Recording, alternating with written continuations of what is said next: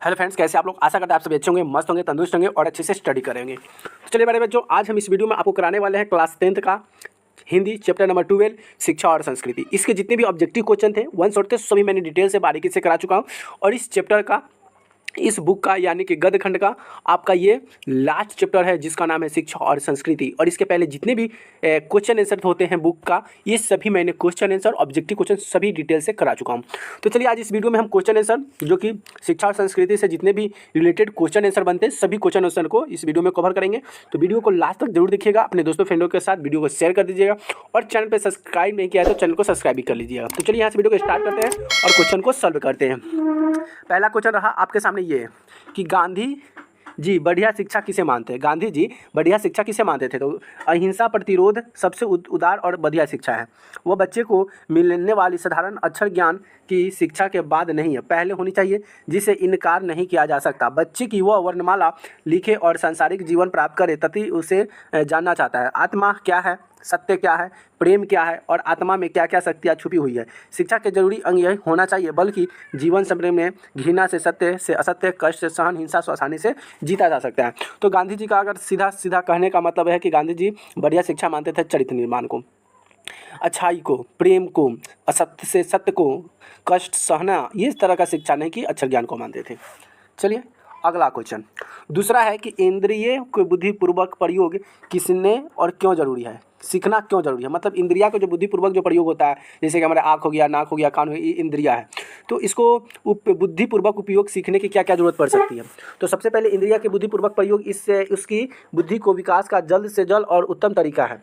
परंतु शरीर के मस्तिष्क के विकास के साथ साथ आत्मा की जागृति भी उतनी नहीं होनी चाहिए। केवल बुद्धि का विकास घटिया और आकांक्षित वस्तु को ही साबित होगा। वास्तविक शिक्षा से मेरा मतलब हृदय की शिक्षा है। इसलिए मस्तिष्क का ठीक है सर्वांगीण विकास के तभी हो सकता है जब साथ साथ बच्चों का शारीरिक आध्यात्मिक शक्ति का भी विकास हो। जैसे कि पढ़ाई के साथ साथ बच्चों का दिमाग का, आत्मा का विकास होना चाहिए, ठीक है, उसकी बोली का विकास होना चाहिए, उसका शरीर का विकास होना चाहिए। इसका मतलब हृदय, जो इनका दिल है, उनकी सोचने का विकास होना चाहिए। मस्तिष्क ठीक से सर्वांगीण विकास हो जाए, मस्तिष्क मेरा दिमाग सोच जाए, इससे रिलेटेड इंद्रियों का विकास होना बहुत जरूरी है, जिससे आदमी ज़्यादा सोच पाए, आधे ज़्यादा सीख पाए। अगला क्या है कि शिक्षा का अभिप्राय गांधी जी क्या मानते थे। तो शिक्षा का मेरा अभिप्राय यह है कि बच्चे मनुष्य के शरीर, बुद्धि और आत्मा के सभी उत्तम गुणों से प्रकट किया गया है। पढ़ना लिखना तो शिक्षा का अंत है ही नहीं है, वह आदि भी नहीं है, वह पुरुष और स्त्री शिक्षा देने के साधनों में केवल एक साधन है। जैसे कि हम पढ़ सकते हैं, ठीक है, हम पढ़ाई करना है तो मेरा पढ़ाई करने का कोई उम्र ही नहीं है, ठीक, तो आपका पढ़ने का कोई उम्र भी नहीं है। तो ज्ञान जो है ना, ज्ञान कहीं से मिले ज्ञान ले लीजिए, लेकिन ज्ञान लेने का कोई उम्र नहीं होता है। आपको कोई भी व्यक्ति दे सकता है जो पढ़े लिखे, शिक्षित हो, जानकार हो, आपको वो ज्ञान दे सकता है। तो ज्ञान किसी से ले सकते हैं, ज्ञान के रूप में हमारे साथ जो होते हैं स्त्रियाँ हो गई, पुरुष हो गए, ये शिक्षा देते हैं। तो ये साधनों में केवल साधन में केवल एक मात्र साधन है। जैसे कि हम पढ़ा रहे हैं तो साधन हो गया, आप मोबाइल से देख रहे हैं तो भी एक तरह का साधन हो गया। तो जो चीज़ हमें बताया समझाया एक तरह का साधन है, और यह संसाधन हमें मिलता है एक दूसरे से, घर से, बाहरी लोग से। साक्षरता का स्वयं कोई दिशा नहीं है, शिक्षा नहीं है। इसीलिए तो मैं बच्चों की शिक्षा का प्रबंध इस तरह करूंगा कि उसे उपयोगी दस्तरकारी सिखाई जाए, और जिस क्षण से वह अपनी तालीम सीखकर उसे क्षण में उत्पादन के काम योग्य बना दिया जाएगा। यही उनका मानना था। चलिए क्वेश्चन नंबर 4 क्या कहता है कि मस्तिष्क आत्मा का उच्चतम विकास कैसे संभव है। जैसे कि मस्तिष्क यानी कि दिमाग और मेरा आत्मा, दिल, ये सब जो आत्मा जो होता है ना, तो इसका विकास कैसे होगा, ये विकास कैसे संभव है। तो गांधी जी बताते हैं कि जिस प्रकार शिक्षा पद्धति में मस्तिष्क आत्मा का उच्च विकास संभव है, ठीक इतनी ही बात है कि आजकल की तरह प्रत्येक दस्तावेज केवल यांत्रिक ढंग से न सिखाकर वैज्ञानिक ढंग से सिखानी पड़ेगी। अब जैसे कि वैज्ञानिक तरह से, जैसे कि कोई काम करना है, लेकिन कैसे करना है, वैज्ञानिक तरह से, एक्सपीरियंस के साथ, ठीक है, तो उसको बताना पड़ेगा, तो बच्चा जल्दी जाके सीख पाएगा। गांधी जी का यही कहना है। अर्थात बच्चों की प्रत्येक प्रक्रिया के कारण जानना चाहिए, जैसे कि बच्चे के अंदर में क्या कमियां हैं, इनको बारे में जानना चाहिए। मैं चाहता हूं कि सारी शिक्षाएं किसी दस्ताकारी यानी कि उद्योग द्वारा दी जाए, और आपको यह ध्यान में रखना चाहिए कि पारंपरिक शिक्षा की सफाई, तंदुरुस्त भोजनाशय, अपना काम आप करने और घर पर माता पिता की मदद देने वगैरह मूल सिद्धांत शामिल हैं। मौजूद पीढ़ी के लड़के और स्वच्छता का प्रबंधन ज्ञात नहीं होता और शरीर में कमजोरी होती है। इसलिए संज्ञात्मक व वायदत के जरिए अनिवार्य शारीरिक तालीमी दिखलवाऊंगा। अब गांधी जी कहते हैं कि मैं तो बहुत काम करूंगा, जिसके बहुत बच्चे जो होते हैं माता पिता की मदद नहीं करते हैं, वो अपने घर की साफ सफाई पर ध्यान नहीं देते हैं, कपड़े लत्ते पर ध्यान नहीं देते हैं, हमें कैसी भोजन खाना चाहिए इस पर भी ध्यान नहीं देते हैं। तो इस पर भी मैं काम करूंगा, जैसे कि बच्चों के भोजन बताना चाहिए कि पपीता खाने से स्वस्थ लीवर सही रहता है, हरे सब्जी खाना चाहिए, दाल पीना चाहिए, दाल खाना चाहिए, हरे सब्जी खाना चाहिए, फल फूल खाना चाहिए, और हमें फास्ट फूड से बचना चाहिए, जैसे कि पिज़्ज़ा हो गया, चाउमीन हो गया। तो ये सभी चीज़ खाना जो होता है हमारे स्वास्थ्य के लिए हानिकारक होता है। तो इससे खाने से, यानी कि जो हरे सब्जी हो गए, भोजन हो गए, खाने से हमारा मस्तिष्क का विकास तेज होता है। तो ये संभावना हम कर सकते हैं। गांधी जी अपने विचार से ये बात बताते हैं। उसके बाद क्वेश्चन नंबर 5 क्या कहता है? क्वेश्चन नंबर 5 है कि गांधी जी की कताई और धुनाई कैसे ग्रहण की और द्वारा सामाजिक क्रांति कैसे संभव मानते थे। तो कताई और धुनाई से गांधी जी संबंध में और उनके यह प्रश्न शांति और समाज के क्रांति अद्भुत बने, जिसमें कि अत्यंत दूरगामी परिणाम भरे हुए थे। इसके नगर और प्रोग्राम के संबंध और स्वस्थ पद नैतिक आधार प्राप्त होगा और समाज में मौजूद सच्चर व्यवस्था और वर्णीय संप्रदाय विभक्त संबंधों से बड़ी बड़ी बुराइयों को दूर करने में बहुत महत्वपूर्ण मिलेगी। इससे ग्रामीण जनजीवन विकसित होगा और गरीब अमीर का प्रकृति भेदभाव नहीं रहेगा। ये धुलाई कहकर मतलब अपनी भाषा में बताना चाहते हैं कि बहुत सारा अभी गांव में भी ना बड़ छोट जात पात है, और ये जब ज़िंदगी में कभी ख़त्म होने वाला ही नहीं है। चलिए अगला है, शिक्षा को ध्येय गांधी का क्या मानते थे और क्यों मानते थे? शिक्षा को ध्येय गांधी जी मानते थे। अच्छा, ऐसा मानते क्यों थे बताइए कमेंट में, क्यों मानते थे? तो शिक्षा के जरिए गांधी जी के चरित्र निर्माण करना मानते थे। अब गांधी पहले ही बता दिए ना, गांधी जी का मेन जो उद्देश्य था ना, शिक्षा का उद्देश्य चरित्र का निर्माण करना। उसके विचार से शिक्षा का माध्यम से मनुष्य में सहस बदल और सदाचार जैसे गुण विकार होना चाहिए, जैसे कि चरित्र निर्माण होने से सामाजिक उत्थान स्वयं होगा। साहसी सदाचारी व्यक्ति हाथों को समाज में संगठन का काम आसानी से सौंपा जा सकता है, इसलिए वो अध्यक्ष गांधी जी को मानते थे। ठीक, चलिए क्वेश्चन नंबर 7 देखते हैं। क्वेश्चन नंबर 7 क्या है? गांधी जी की भाषा में बड़े पैमाने पर अनुवाद कार्यों का वर्मों और आवश्यकता मानते थे। ऐसा क्यों? तो गांधी जी का मानना था कि देश की भाषाओं में अनुवाद मध्य किसी भी भाषा के विचार के ज्ञान के आसानी से ग्रहण किया जा सकता है। अंग्रेजों ने यह ध्यान के अन्य भाषाओं में भी जो ज्ञान भंडार पड़ता है उसे अपनी मातृभाषा के द्वारा प्राप्त करना सरल है। सभी भाषाओं में ग्रहण ज्ञात के लिए अनुवाद की कला अपरम आवश्यक है, इसे आवश्यकता पड़े पैमानों पर। चलिए क्वेश्चन नंबर 8 क्या कर रहा है कि दूसरी संस्कृति में पहले अपनी संस्कृति ही पहली बार की जरूरी है। ऐसा क्यों? तो दूसरी संस्कृति में समझ और स्वयं की अपनी संस्कृति के कद्र होने और इसे हजम कर लेने के बाद होनी चाहिए। पहले गर्जित नहीं और संस्कृति इतने भक्तपूर्ण और उसी नहीं होती जितनी हमारी अपनी संस्कृति है। सर्वप्रथम अपने लिए संस्कृति की जानकर और उसमें निहित बातों को अपनाना चरित्र निर्माण होगा, जो संसार के संस्कृति के कुछ सीखने की क्षमता प्रदान करेगा। अपनी संस्कृति संसार के कुछ ग्रहण करने का मूलधारा है और इसे अपने पहले संस्कृति के बाद में जुड़ना चाहिए। चलिए क्वेश्चन नंबर 9 देखते हैं। कह रहा है कि अपनी संस्कृति और मातृभाषा के बुनियादी एक दूसरे से संस्कृतों और भाषाओं को संपन्न क्यों बनाया जाता था? गांधी जी की राय में स्पष्ट कीजिए। मतलब गांधी जी की भाषा में बताइए कि मातृभाषा को बुनियादी पर जोर दिया गया, संस्कृति और भाषाओं में संपर्क क्यों बनाया जाना चाहिए था? क्यों?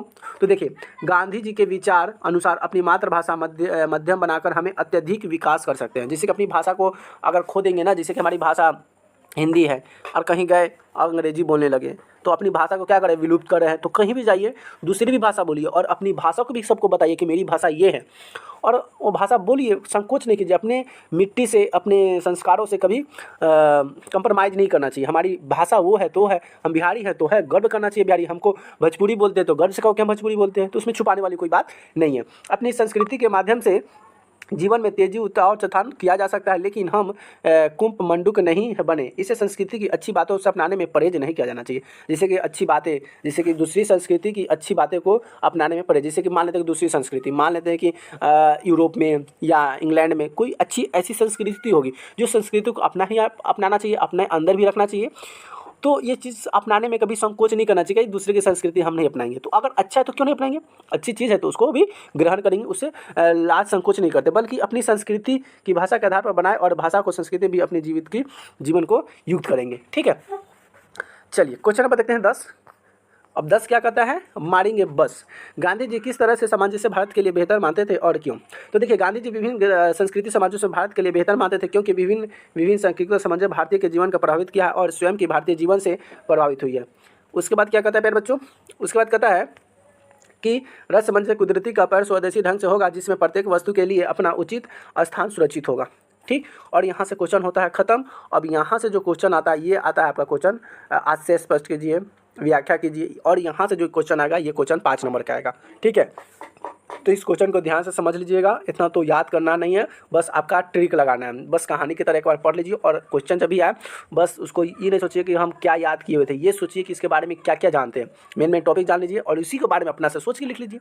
तो कैसे लिखिएगा वो भी आपको हम बताते हैं। सबसे पहले यहाँ पे क्या कहा कि मैं चाहता हूं कि सारी शिक्षा किसकी दस्तावेजी उद्योग के द्वारा दी गई है। गांधी जी के विचार अनुसार सच्ची और सही शिक्षा वही है जो मनुष्य के मनुष्यता सिखाए। दस्तकारी उद्योग और द्वारा जो शिक्षा की जाए उसमें गाँवों की बेरोजगारी दूर हो, व्यवहारिक जीवन में प्रेम, करुणा, दया, क्षम और अहिंसा, सत्य, कर्म की प्रति लोभ, लोह की रुडान कहें, एक दूसरे के प्रति लगाव पैदा हो, मन और मस्तिष्क का उचित विकास होगा, गांव स्किल उद्योग विकास होगा और शरीर, मानसिक और आर्थिक विकास का सहयोग मिलेगा, जिसमें बुद्धि ये सभी बढ़ती रहेगी। उसके बाद क्या है कि मानसिक और आर्थिक विकास का सहयोग मिलेगा, बुद्धि और आत्मा सभी के अलग अलग रूप होगा। सही बात है, आजकल की शिक्षा यांत्रिक नहीं होगी बल्कि वैज्ञानिक होगी। ऐसी शिक्षा द्वारा ही मस्तिष्क और आत्मा का उच्चतम विकास संभव हो सकता है। तो आत्मा का उच्चतम विकास करने के लिए हमें कैसी शिक्षा चाहिए? तो हमें मनोवैज्ञानिक शिक्षा चाहिए।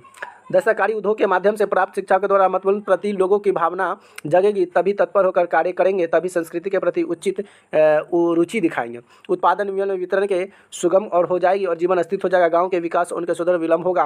हस्तशिल्प शिल्पकला का महत्व और प्रयोगिता के लिए लोग अवतरण ग्रामवासियों और उद्योग धंधों में विकसित बीच खुशहाली बढ़ेगी।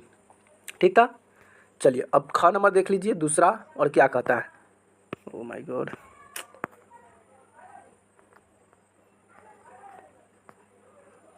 चलिए दूसरा क्या कहता है कि भारत में वर्ग क्या है, एक मिनट भाई,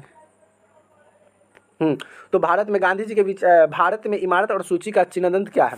तो गांधी जी का विचार है कि समय के संस्कृति और विकसित रूप हैं और शुद्ध आर्य संस्कृति नहीं है, जिससे कि अनेक जाति धर्म ईश्वर और स्वरूप यहाँ के आय और मूल निवासी भारत के थे। अब ध्यान से इस क्वेश्चन को समझिएगा, था टॉपिक को ध्यान से समझिएगा, ठीक है।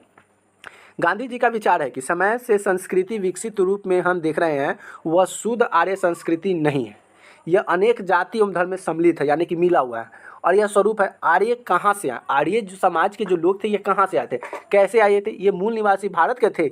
इसे विवाद में गांधी जी पढ़ना नहीं चाहते थे, ठीक है।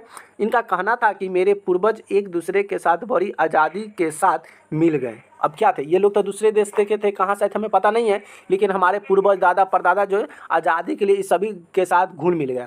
और वर्तमान में जो पीढ़ी है उसी मिश्रण या मिलावटी की उपज है। अब सब मिल गया, आप कोई यहीं पे रह गया, कोई चला गया, तो मिल गया। शक, हून, कुषाण, आर्य, अन्य, सेवक सबका सम्मिलित रूप भारत है और यहाँ के निवासी उसी के उपज है। और ये जितने जो पीढ़ी जो है ना, बताइए इसमें कोई मुसलमान तो हमको लग ही नहीं रहा है। शक, हून, कुषाण, आर्य, न्याय, श्वेत, शक, यानी कि मुसलमान इसमें है ही नहीं। तो ये सभी उन्हीं के पूर्वज हैं, ये बताया जा रहा है, ठीक।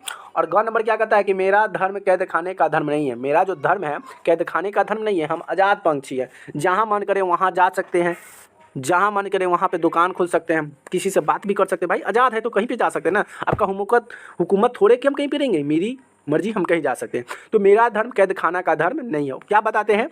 तो भारतीय धर्म के बारे में गांधी जी के विचार से भारतीय धर्म कैद खाना का धर्म नहीं है। बलात् किसी पर थोपा नहीं गया है, बलात् किसी धर्मांतरण के लिए प्रेरित या सताया नहीं गया है।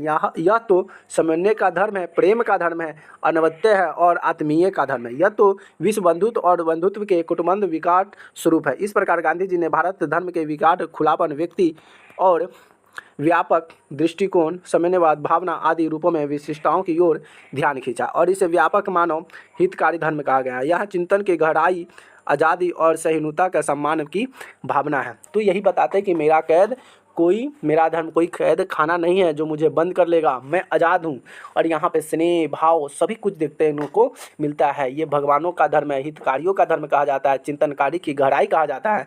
इसलिए इन्हें सम्मान करना चाहिए, इनकी भावनाओं को ठेस नहीं पहुँचाना चाहिए।